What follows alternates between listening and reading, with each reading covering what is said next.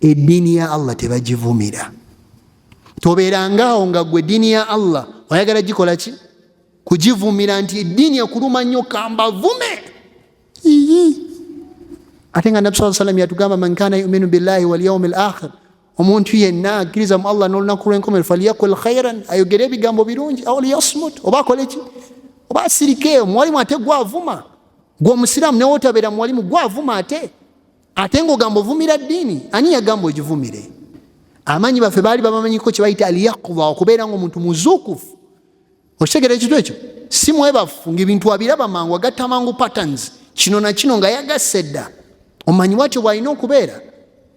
Naye ate mwe ne mutufunirayo abasinga okubeera oluusi nga baali tebalina mpisa, nga even upstairs nga naye era teyali bulungi, najja n'akyankalanya umma n'abavuma mwenna masjidi nga bwe mutalina magezi.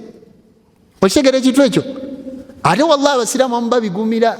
Era oli n'olaba ka vidiyo nga waliwo avumye, ng'avumira mu kiti kyakweyita muwalimu, bangi si bawalimu, ng'avumiddemu ekyo ekiti, ate omusiraamu n'akwata ka vidiyo n'akakola ki? N'akongerayo, mbukamusesezza. Nze omanyi njagala nnyo baseka batayita eri, yabavumye. Ng'ani yabavuma ku mulembe gwa Nabbi sallallahu alayhi wa sallam?